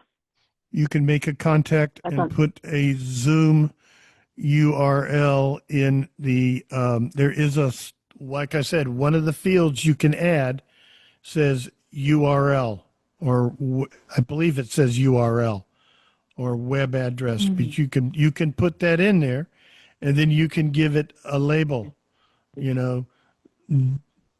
Zoom, joined by Zoom or something like that. I actually have some that I do that. I have a group I frequently join on Thursday nights, and I have put a phone number in there with like the one tap mobile phone number, so I can tap on it and I don't have to type anything in. I put the phone number, the commas, the Zoom meeting ID, and it does not require a passcode when you call in. And then farther on down, I've also put the URL, and that way when I select that and tap on it, it will join the website using the Zoom app. So you can put lots of stuff in the contact. I was really just focusing on making it simple, looking at a phone number and looking at an email and showing how you can change the labels. There's lots of stuff you can do in contacts that are really beyond what I was trying to demo. Okay. Thanks, Brad. Anybody else? This is Michael, Inquisitive Face. Yes, sir. Are we ready to move on, or you still taking questions? If you're taking questions, we'll take questions. If not, we'll move on. All right. No, I had a new question, so. Okay, good, because I'm ready to move on. I've already tried, and we had a couple that got in under the wire, and the wire just kept getting moved. So yes, let's move on back to our regularly scheduled Q&A. Michael, I believe you're up. All right. So somehow on my screen, there's a button got added, and it's called a speaking bar. And I don't know how I added it on there, or if it where it came from, but I was trying to figure out a way to get rid of it. Anybody know the answer to this one? My question. This is John. Go ahead, John. Michael, there any chance you're using spoken content? Because a lot of voiceover users get that whenever they have spoken content and voiceover on at the same time, and I've heard that they don't play nice together. No, they do not. Yeah, I didn't think I was using it, but maybe I inadvertently turned that on somehow. This is Ned. Go ahead. Yes, this has happened to me. And I did ask that question some time ago, and somebody did give an answer on where to go. But how I figured it out is I turned my phone off and turned it back on, and it went away. This is Pete. Go ahead, Pete. I think a two-finger double tap will get rid of it, Michael.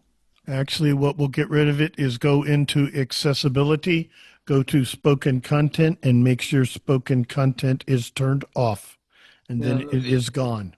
Yeah, I was going to go try that here. So will a two-finger double tap. Yeah, but it'll come back. You got to go into accessibility and make sure spoken content, the toggle is turned to off. Okay, I'll try both, see what happens. But yeah, okay. I thought it had how it got turned on, who knows? Yeah, that's the product that I didn't understand, because I don't want to do that again. I know how to turn it off, but didn't know how I turned it on. All right, thanks. All right. Very good. Michael, non-inquisitive face, signing off. There you go. All righty. All right. Who's got another question for us? Who hasn't had an opportunity to ask a question tonight? We like to get new blood in there when we can. This is Sri. Go ahead, Sri. So the spoken content, now what is there a particular reason we don't want that turned on? Because I have mine turned on and I use it. You don't need it if you're using VoiceOver. VoiceOver will speak the content for you. So this is Sri. So one of the examples why I use it is in the rotor, we do get under edit, we get a speak option when spoken content is turned on. And I use that. But you can speak, but VoiceOver will speak. Put your finger on something, do a two-finger swipe down, VoiceOver will read. It's in your rotor because you have it turned on, and so it shows up in the rotor, but you should not need it if you're using VoiceOver. Well, this is Sri. I'll give you an example where it does become useful. Like, for example, if I'm in, let's say, Notes app and I highlight something, and then I go to paste that note into contacts, I can go to the rotor and go to speak, and it'll tell me what I highlighted. I'd have to go back to my notes to listen to that again. Okay. This is Shazadi here. Go ahead.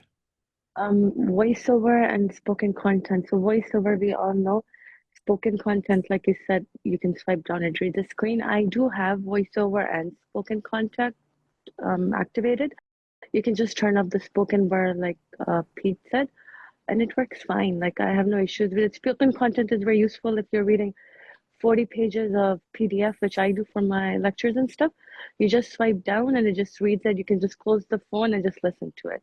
So it's like things like that. So you use it for reading long web pages, long mails, whatever it is. It's different from VoiceOver because when you continuous swipe down with VoiceOver, you turn off the phone, then it stops. But with spoken content from the top, even if you turn off your phone, it wouldn't stop. It still reads. I hope I didn't talk too fast. I hope you guys understood. No, that's good. Sometimes I That's speak good. too fast. People don't understand. No, So no, yeah. no. You were fine. You were fine. Okay, This perfect. is Go ahead, this is free. So Go ahead, Sri. inside spoken content, there's multiple options, right? Is it just one option or is there multiple options? I don't know. I've always felt it conflicted with VoiceOver, but maybe I've been missing something. So this is free. The only thing that I have selected is speech selection in there. No, that's different. Spoken content is different. Speak selection is different. Speak selection is whatever you select, it'll speak to you, right? Correct. Spoken content is like, so say I open up a long web page, right? And you don't want to know what it is, so you just swipe down from the top of the screen and it will read everything from top to bottom. Under accessibly spoken content, speech selection is one of the options to turn on. Right. Yeah. This is John. Go ahead, John. So it was my understanding that under the spoken content menu, there were two options, speak selected text and speak screen.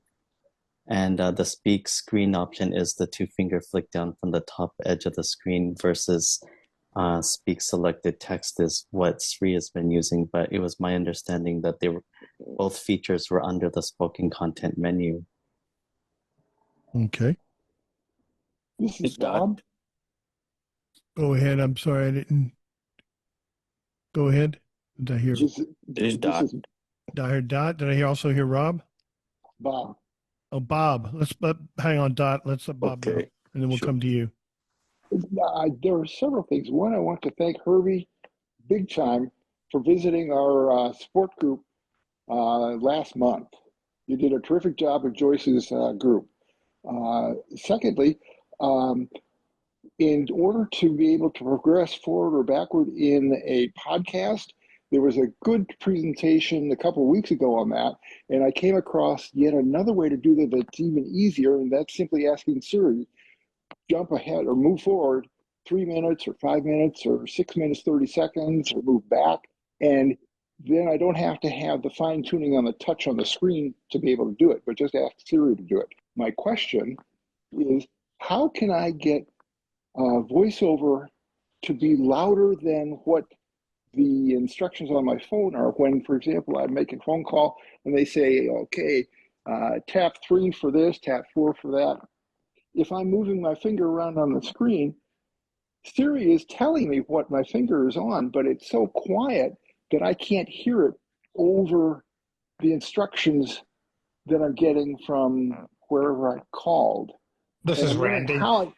How do I get Siri, or how do I get VoiceOver to be loud in that context? Okay, let's see what Randy's got. Go ahead, Randy. Hey, Bob, if you use your rotor, you switch it to volume and you flick up, and it should only increase the volume of the voiceover talking, not the volume of the call. And what do I turn the rotor to? So you hear volume. It'll say speech volume is what you're listening for. Okay, so swiping up from the bottom then increases the voiceover. When the rotor is set to speech volume, correct. Okay. It increases the volume of VoiceOver relative to the system volume. Okay. Or in this case, you're talking about a phone call, the volume of a phone call. Okay. This is Marty. Go ahead, Marty.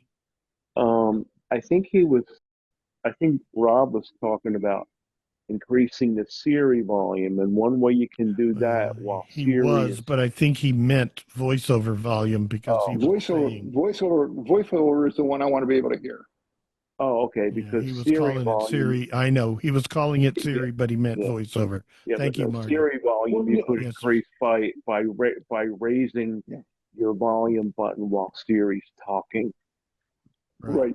I did bring up Siri, but only in the context of being able to move forward and backward in a podcast. Okay. This is Okay, John. let's go to Dat. He's been patiently waiting. Dat? Yes, I'm here. This is Dot. Go ahead. Go ahead. And I'm calling on. this is about navigation question.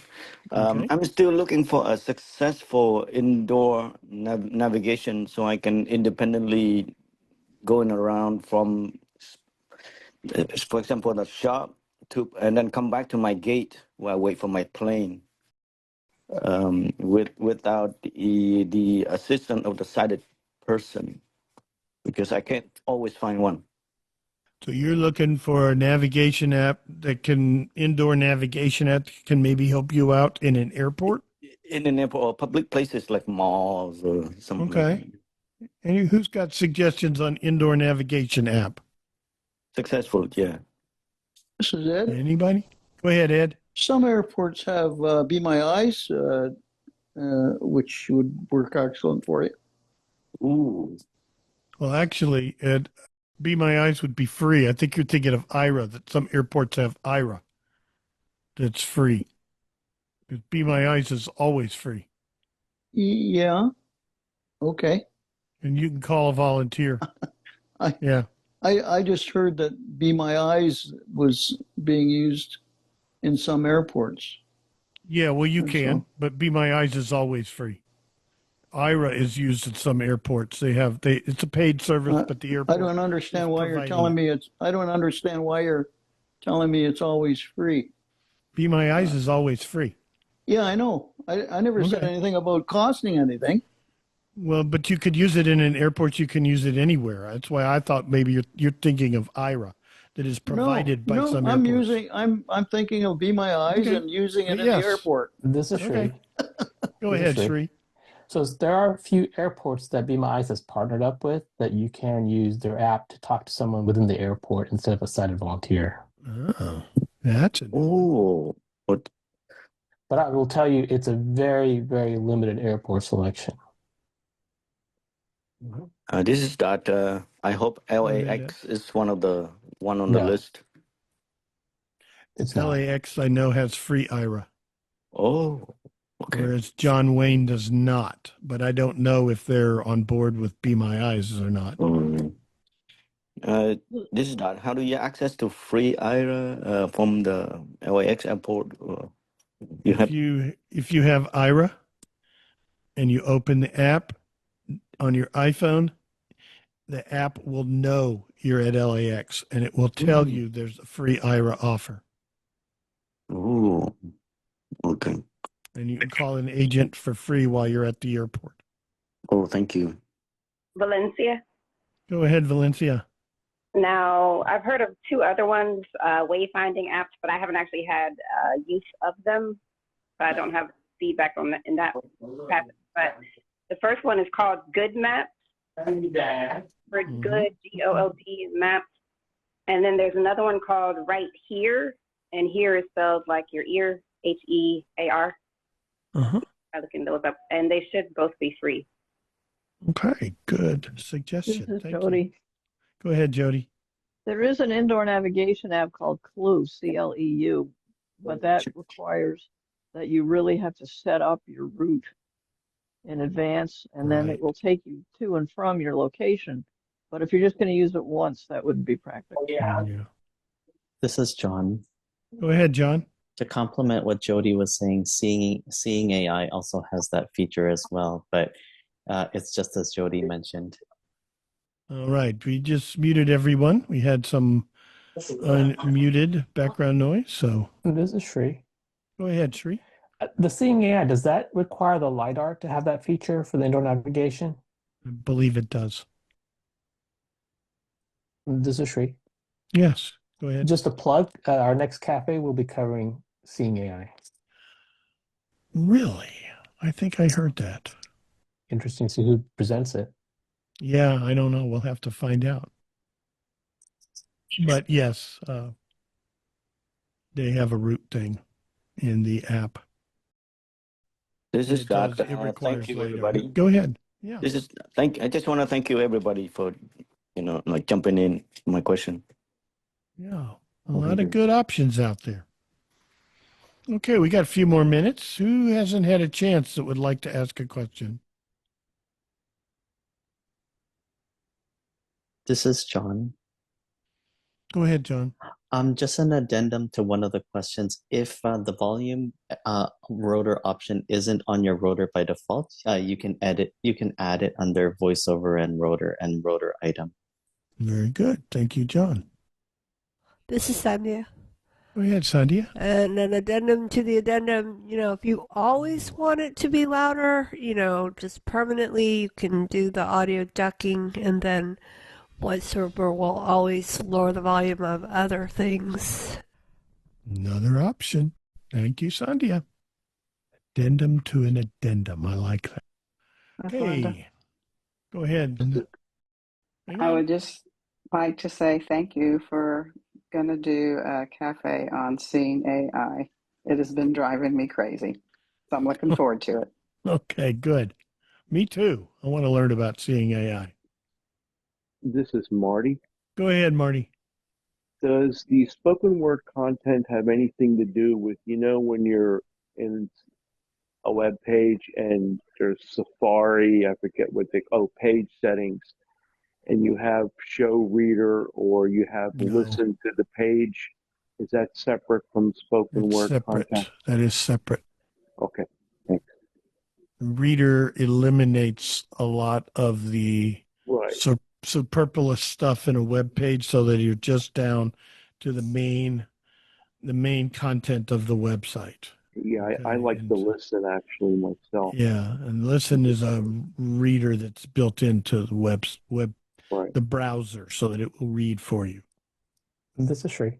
Go ahead, Sri.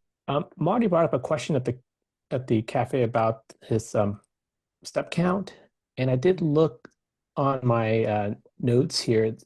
So far, the Apple Watch does not provide a historical step count, but it is available on the health app on the phone. Like you can go back as last month, previous 6 months, and so forth. You can go to that day and look at your step count. This is Marty. Go ahead. Yeah, I looked at it again, and I think with Siri you can get the previous week's step count. If you want to go beyond that, Siri will tell you, it will open up a web page, but it will tell you the previous week's.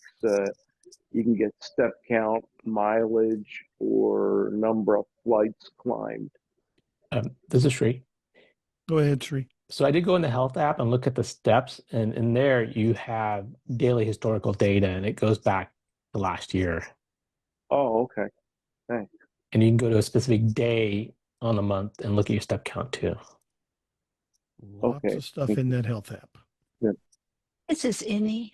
Go ahead, Innie. Okay, I have a comment and a question. The comment I wanted to tell that I went to Be My Eyes the other day and I went to the help service, the community service line, and was able, like Shuri was saying, the call, the United, and they were great. They helped me with tickets and everything. It was just wonderful. Compare prices. And then the other day I wanted to book hotel, and they also have hotels, and I went on that. But then I found out when you do hotel, the camera get turned on because they can help you. And like if you are actually in the hotel room, they can help you use a camera, or also they can help you to find a hotel and all that. But I was surprised when right away I noticed the camera is on. So that's the comment. But my question is, sometime when I sent an email reply to somebody, it would be a few days, and then I will see the email come back to me from that person with my reply, and usually it says follow, and that's all what it will show me. It's like I sent it to someone, but I received it with my reply and nothing else. Talking about the follow-up feature? It says follow up, so I don't know what that means. It's trying to remind you of email you sent and you have not received a reply, and it thinks you may want to be reminded of that email so that you can follow up on it because you did not receive a Oh, response. It that's thinks you, correct. right. Yeah, I have not received a response usually on those emails. Yes, it does say follow up. Okay, so it's telling me sending my reply. That means send your reply again. It means you might want Correct. to follow up because you sent them an email and they have not responded, or at least it Oh, doesn't think they've responded. And so it's reminding you that you might want to follow up on this email. okay. Yeah, because I did check to see if I did send it to her, to the right person, and I had. Her email was right there, but I couldn't understand why it came up to me. All right, thank you very much. That's been like a mystery for me. Thanks. Okay. Mystery solved. This is Greg. See. Go ahead, Greg. Yeah, you guys. I'm trying to remember the follow up feature, but is that a toggle setting in the mail Yeah, settings? in mail settings. Yeah, Mhm. so you might want to just turn that off if you don't want it. Yep. Okay, You can do thank that. you. Okay, we got a couple more minutes. Who's got a quick question? Somebody preferably hadn't had a chance. We got 3 minutes according to my Mickey Mouse watch. This is Greg. Go ahead, Greg. Yeah, I've got something that's driving me crazy. I have a 14 Okay. Pro, and so I don't have an action button, and I'm getting a lot of voiceover feedback where it says ring mode, and I'll hit like the volume up button, and voiceover will say ring mode. And I'm wondering, is there something that I should toggle on and That's off again, or strange. Because your little flip switch on the side switches you from right? It used to be mute and unmute, but at some point they changed it to ring mode, silent mode. I think when the action button came out on the iPhone 15, was that iOS 17 or 16, something like that. 17, I think. Right. That's This is Greg. interesting. Go ahead, Greg. Yeah, I have it toggled in ring mode, but yeah, it just sometimes when I hit the volume buttons, and then sometimes voiceover just randomly. I'm not, I'm just have a hard book up or something, and voiceover will announce ring mode. Is anybody else getting that, or And you're not touching that little no? switch? Interesting. This is Chris. Go ahead, Chris. I'm sorry, I missed part of that, Greg, but were you talking about when you hit your volume buttons and sometimes it'll just say the words ring mode to you? Correct. Yeah, I think that's because when you have, how do you have your volume button set and the sounds? If you haven't set to affect or not affect, Change with buttons. yeah. So I think it's because I had that, and I think it's thinking that when you hit the volume button, you want to do your ring mode instead of doing the what the other thing is. All right. This is Greg. Go ahead, Okay. Greg. Okay, that's good. So tell me, okay, where I need to go to settings and what? I think it's is it sounds? Accessibility and Sounds sounds and or? haptics. Okay. All right. Great. Thank you. And it's usually right up at the top. It's the second or third thing. It'll say change with buttons, and you can turn it off because that means that it can change the volume of ringtone and alerts as opposed to changing just the volume of other content. All right. Great. Thank you. All right. Thank you, Chris. Let's see. And we are right there. That was perfect, Greg. You got us in there. The top of the hour. So let me remind everyone, thank you for being here on this call tonight. Coming up tomorrow at 5 o'clock, we have the mini buzz right here in this very same Zoom room from 5 to 6 p.m. Central. Nothing on Wednesday. Thursday is Trekkie Talk, 7 o'clock. I have no idea what they're covering because I lost track. But tune in, join the call, and you will find out. The movie, Friday night, 8 p.m.'s movie time, pre-movie social starts at 7:15. We will be watching An Officer and a Gentleman. a great flick, and I cannot remember what year it's out from. 82, I think Michael said, possibly. At least that was the year of the Kawasaki, so it couldn't be before then. So join us for that. We're off this weekend. We will be back next Monday. And let me remind everyone again, the Apple Workshop on the 24th is the iBUG birthday celebration, and the tech shopping spree. So buy your tickets while you can. Don't miss out on that. And now it is time. I'm going to stop the recording.